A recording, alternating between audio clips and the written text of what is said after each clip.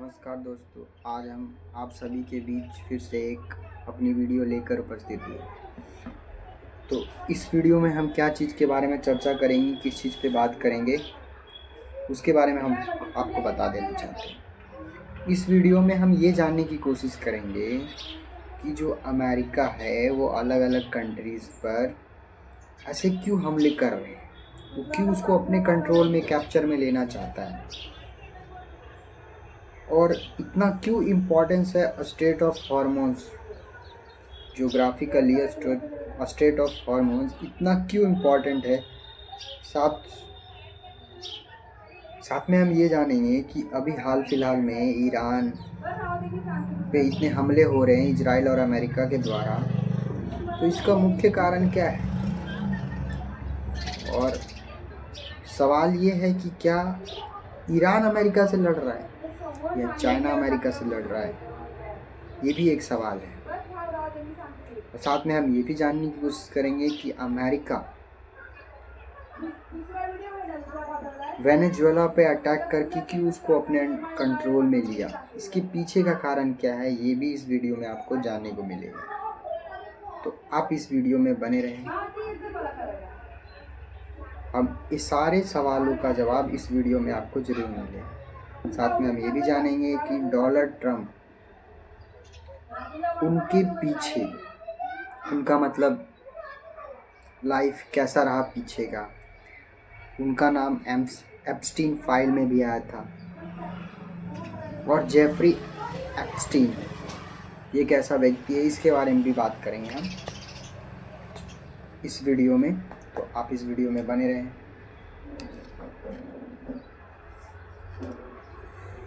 तो सबसे पहला सवाल कि अमेरिका ऐसे अलग अलग कंट्रीज पे क्यों हमले कर रहे हैं। उन्होंने, अमेरिका के जो प्रेसिडेंट है डोनाल्ड ट्रंप, उन्होंने तो ये बोला है कि हम अमेरिका जो है वो वर्ल्ड को प्रोटेक्ट करना चाहता है। मतलब अमेरिका जो है वर्ल्ड को बचाना चाहता है, और वो उसका बचाने का तरीका तो आपको पता ही है कैसा है। तो उनका ये भी कहना है कि जो भी रिसोर्सेस है, जो बड़े रिसोर्सेज जैसे पेट्रोलियम हो गया, एलिमेंट्स हो गए, रिच मिनरल्स हो गए, ये सारी चीज़ पे वो अपना कंट्रोल लेना चाहता है। तो ये चीज़, इसके लिए वो अलग अलग पे हमले करे। जैसे उन्होंने अभी वेनेजुएला पर हाल फिलहाल में हमले किए थे, उनको कैप्चर कर लिया। तो वेनेजुएला जो है वर्ल्ड का सबसे ज़्यादा पेट्रोलियम प्रोड्यूस करता है। इसके लिए अमेरिका ने ये सोचा कि अगर मैं इस पे कब्जा कर लेता हूँ, इसको कैप्चर कर लेता हूँ, तो दुनिया का 40% पेट्रोलियम जो है वेनेजुएला से एक्सपोर्ट होता है, इंपोर्ट होता है। तो 40% पेट्रोलियम पे उसका कंट्रोल आ जाएगा। बाकी सऊदी अरेबिया हो गया, कुवैत, ओमान, ये सब कंट्री पे पहले ही अमेरिका का एक तरह से कैप्चर ही है, क्योंकि उनके कंट्रोल के बाहर कुछ भी नहीं है। क्योंकि ये जितने भी सारे कंट्रीज़ है वो अमेरिका ही उसको प्रोटेक्ट करता है। सऊदी अरेबिया या कुवैत, ओमान, जितने भी कंट्रीज़ है, यूएई, सारे को अमेरिका ही लीडरशिप करता है इन सारी कंट्रीज। तो इस तरह से उन्होंने वेनेजुएला पे अटैक करके वहाँ का जो 40% पेट्रोलियम पर अपना अधिकार बना लिया। दूसरा, वेनेजुएला पर अटैक करने का रीज़न ये हो सकता है कि अमेरिका ये नहीं चाहता कि चाइना वर्ल्ड की सुपर पावर बने। इसके लिए भी उसने ऐसा किया। परंतु मैं ऐसा आपको क्यों बोल रहा हूँ, मैं आपको ऐसा इसलिए बोल रहा हूँ क्योंकि चाइना जो है 90% अपना पेट्रोलियम इंपोर्ट करता था वेनेजुएला से। इसलिए अमेरिका इस पे कंट्रोल कर लिया, और अब वो ईरान के साथ ऐसी हरकत कर रहा है। अब ईरान के साथ क्यों कर रहा है? ईरान से दुश्मनी है अमेरिका की। एक और कंट्री है जिससे ईरान का दुश्मनी चलता है और वो है इज़राइल। तो दुश्मन का दुश्मन अपना दोस्त होता है, दुश्मन का दुश्मन अपना दोस्त होता है। तो इस तरह से अमेरिका और इज़राइल आपस में फ्रेंड हो गए और अमेरिका और इज़राइल पहले से ही अपना फ्रेंड है, एक अच्छी दोस्ती है उन सब के बीच में। तो हम ये जानने की कोशिश करेंगे कि अमेरिका और इज़राइल ने ईरान पे क्यों अटैक किया। अमेरिका और इज़राइल ने ईरान पे इसलिए अटैक किया क्योंकि वो कभी नहीं चाहता, अमेरिका और इज़राइल, कि ईरान न्यूक्लियर पावर अचीव कर ले, न्यूक्लियर पावर उसके कंट्रोल में आ जाए। क्योंकि दुनिया में 6 से 7 कंट्री ही ऐसे हैं जिसके पास न्यूक्लियर मिसाइल्स हैं। अमेरिका के पास है, रसिया के पास है, ब्रिटेन के पास है, फ्रांस के पास है, जर्मनी के पास है, चाइना के पास है, इंडिया के पास है। तो इस तरह से पाकिस्तान के पास भी है। तो इन सारे कंट्रीज़ के पास खुद की न्यूक्लियर मिसाइल्स है, नॉर्थ कोरिया के पास भी है। तो ऐसे दुनिया में 7-8 ऐसे हैं कंट्री जिसके पास सिर्फ मिसाइल्स है। दुनिया में 200 से ज़्यादा कंट्रीज़ हैं, परंतु उसमें से सिर्फ 5 से 6 कंट्रीज़ के पास ही न्यूक्लियर मिसाइल है। न्यूक्लियर पावर होना अपने आप में बहुत बड़ी बात होती है। पहले न्यूक्लियर पावर को एक हथियार की तरह यूज़ किया जाता था, दुश्मन को डराने के लिए। परंतु अब के टाइम पे न्यूक्लियर पावर दो चीज़ के लिए यूज़ कर रहे हैं। एक तो दुश्मन को डराने के लिए और दूसरा दुश्मन से बचने के लिए भी। और इंडिया ने भी एग्जैक्ट इसीलिए न्यूक्लियर पावर बनाई, क्योंकि जैसे आज ईरान के साथ अमेरिका कर रहा है, उसको न्यूक्लियर पावर अचीव ना कर पाए इसके लिए उस पर हमले कर रहा है। वहाँ के ईरान के जितने भी साइंटिस्ट हैं, न्यूक्लियर साइंटिस्ट हैं, उनको मार रहा अलग तरीके से, खुफिया से, मतलब कैसे भी करके उसको ख़त्म कर रहा है ताकि वो न्यूक्लियर पावर ना बना सके, न्यूक्लियर पावर अचीव ना कर सके ईरान। वहाँ के जो सबसे बड़े लीडर थे खामिनाई, उनका भी उन्होंने मिसाइल से हमले करके ब्लास्ट कर दिया, उनको ख़त्म कर दिया। तो ऐसा इसीलिए अमेरिका और इज़राइल कर रहा है ताकि इज़राइल और अमेरिका वर्ल्ड पे कंट्रोल कर सके। ये दोनों कंट्री वर्ल्ड पे एक्चुअली में अभी भी कंट्रोल बनाए हुए हैं, परंतु ये कंट्रोल टूट ना जाए इसके लिए ऐसा करते हैं। तो अमेरिका तो ऐसा कर रहा है। तो अब जानते हैं हम स्ट्रेट ऑफ हॉर्मोज, इसका क्या इम्पोर्टेंस है। स्ट्रेट ऑफ हॉर्मोज का हमारे कंट्री का या जितने भी एशिया के कंट्रीज है, जैसे चाइना हो गया, इंडिया हो गया, बाकी इधर जितने भी कंट्री है सारे के सारे स्ट्रेट ऑफ हॉर्मोज पे डिपेंड है। और स्ट्रेट ऑफ हॉर्मोज जोग्राफिकल एक बहुत अच्छा प्लेस है जो ईस्ट एशिया को, वेस्ट एशिया को यूरोप, अमेरिका और अफ्रीका कॉन्टिनेंट से जोड़ता है। ये एक इकलौता ऐसा रूट है जिसके मदद से, मतलब शॉर्टेस्ट रूट है जिसके मदद से हम यूरोप तक कम से कम समय में कोई भी चीज़ का इंपोर्ट एक्सपोर्ट कर सकते हैं। तो यह स्ट्रेट ऑफ हॉर्मोज बहुत इम्पोर्टेंट है।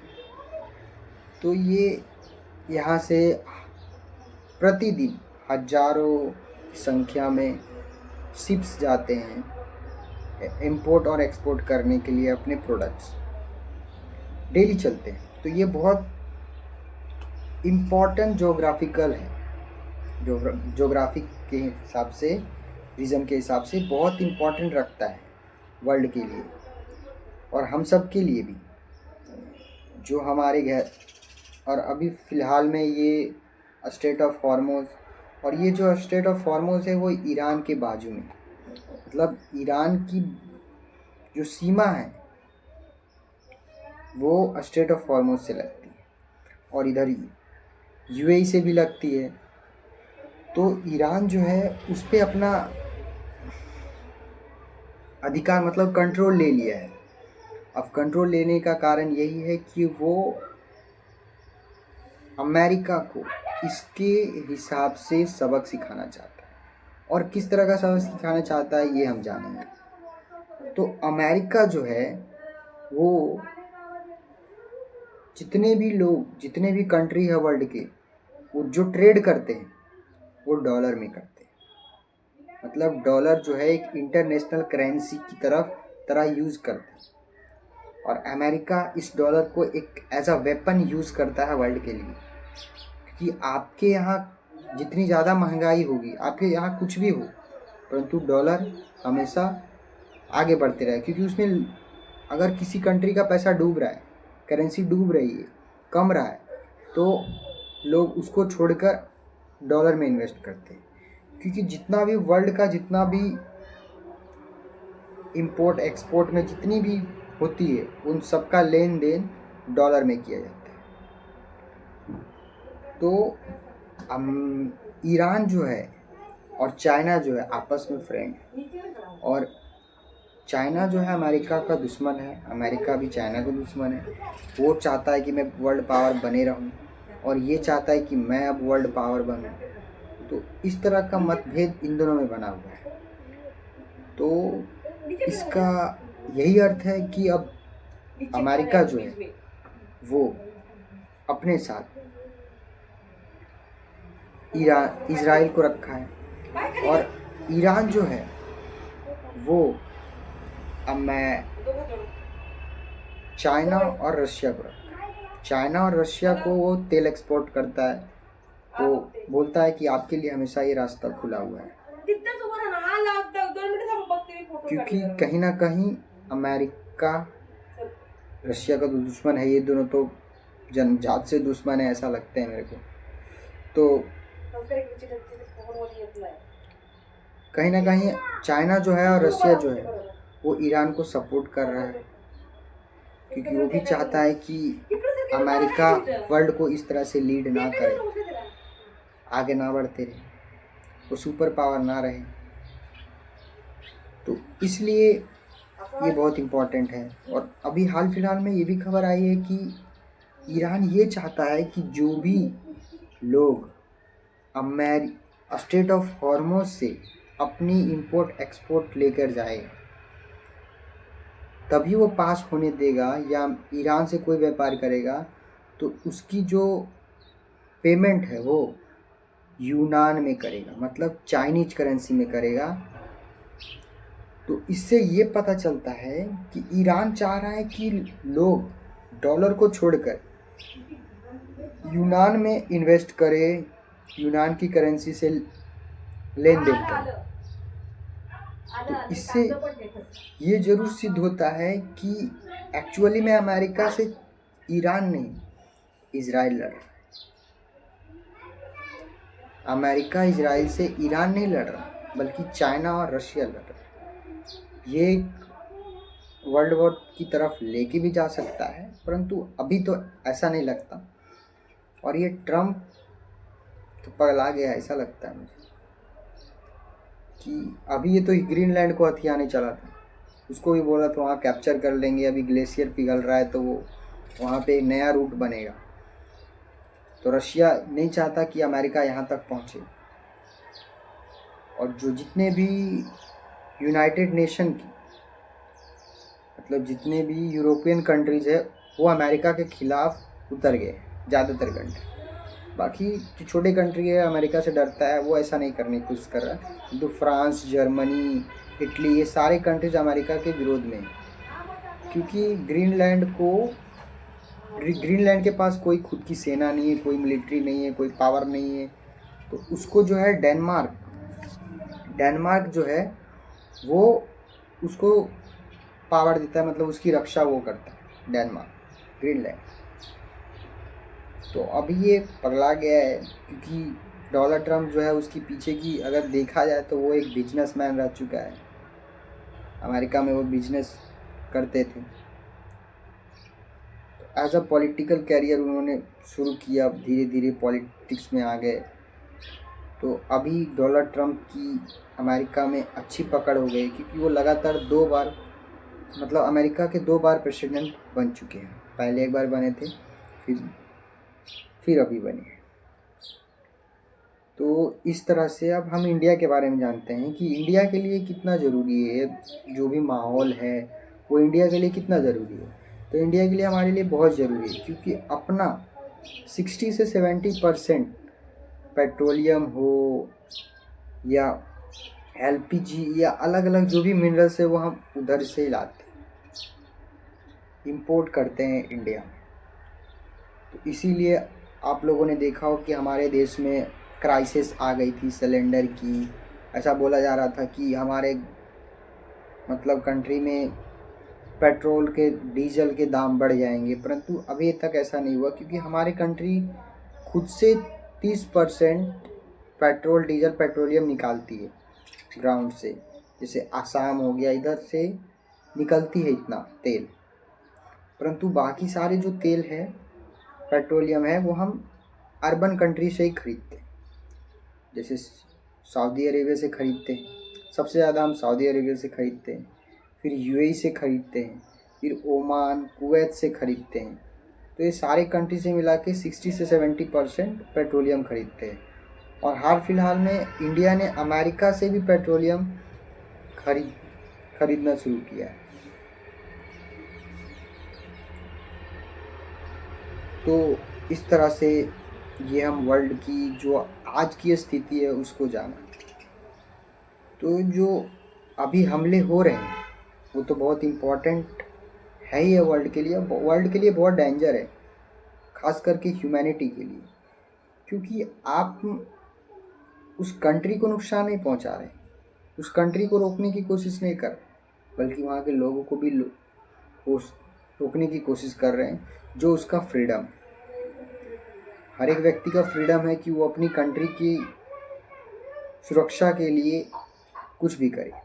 जैसे इंडिया ने भी खुद की न्यूक्लियर पावर बनाई थी, और जब इंडिया भी न्यूक्लियर पावर बना रहा था तब अमेरिका इसी तरह से वो अड़चने लगाता रहता था, वो निगरानी करते रहता था इंडिया सैटेलाइट्स के थ्रू कि वो इंडिया कभी भी न्यूक्लियर पावर ना बना। परंतु आज इंडिया के पास एक न्यूक्लियर पावर है, और सबसे बड़ा रीज़न यही है कि कभी ना पाकिस्तान, ना चाइना, ना और कोई कंट्री, ना अमेरिका ऐसी कभी हरकत करता है कि इंडिया पे हमला करे। क्योंकि न्यूक्लियर पावर हमारे लिए इसलिए नहीं है कि हम दुश्मन को ख़त्म करना चाहते हैं, इसलिए भी है क्योंकि हम अपने देश को बचाना चाहते हैं। तो अटल बिहारी वाजपेयी जी का वो एक भाषण जो था वायरल हुआ था उस समय जब हम न्यूक्लियर पावर बनाए थे, कि अमेरिका ऐसा बोल रहा था कि पाकिस्तान इंडिया पे हमला कर देगा न्यूक्लियर पावर से। तो अटल बिहारी वाजपेयी जी ने उन्होंने एक ऐसा स्पीच दिया था कि अगली सुबह का सूरज पाकिस्तान नहीं देख पाएगा अगर ऐसा उसने हरकत की। तो आज हम सुरक्षित हैं, तो इसके लिए सबका योगदान है, सबका कंट्रीब्यूशन है, चाहे वो इंदिरा गांधी जी हो, चाहे वो अटल बिहारी वाजपेयी जी हो, चाहे एपीजे अब्दुल कलाम हो, चाहे न्यूक्लियर साइंटिस्ट हमारे जो भी थे बनाने वाले वो हो, तो सभी का योगदान है, और हम अपने कंट्री में बिल्कुल सुरक्षित हैं। तो इससे जो आज की जो माहौल है उससे बहुत कुछ ऐसे तय होती है कि एनवायरनमेंट को ज़्यादा इससे नुकसान हो रहा है। ईरान पे इतने हमले हो रहे तो उससे एनवायरनमेंट को तो प्रॉब्लम हो ही रही, पूरा ग्लोबल नहीं हो रहा परंतु उस क्षेत्र में तो हो रही है, और ये ह्यूमैनिटी के लिए सही नहीं है। क्योंकि आज के इसमें पॉल्यूशन और क्लाइमेट चेंज सबसे बड़ा टॉपिक है, चाहे कोई कितना भी कुछ बोले, परंतु ये बहुत बड़ा टॉपिक है। क्योंकि अल्टीमेटली हम यहाँ धरती पे इस अर्थ पे है, तो उसका सबसे बड़ा रीज़न यही है कि यहाँ पे ऑक्सीजन है, यहाँ पे हमारे कंडीशन के हिसाब से सारे वो चीज़ें हैं, मिनरल्स है, ऐसी टेम्परेचर है, ऐसा वातावरण है, ज़मीन है, पेड़ पौधे हैं, हर एक चीज़ है, इसीलिए हम यहाँ पे हैं। तो ये मेरे हिसाब से सबसे बड़ा टॉपिक है आज के टाइम पे, क्लाइमेट चेंज सबसे बड़ा टॉपिक है, और ह्यूमैनिटी। तो इस वीडियो में आपने इन सारे सवालों का जवाब जाना। इतना समय देने के लिए धन्यवाद। Thank you.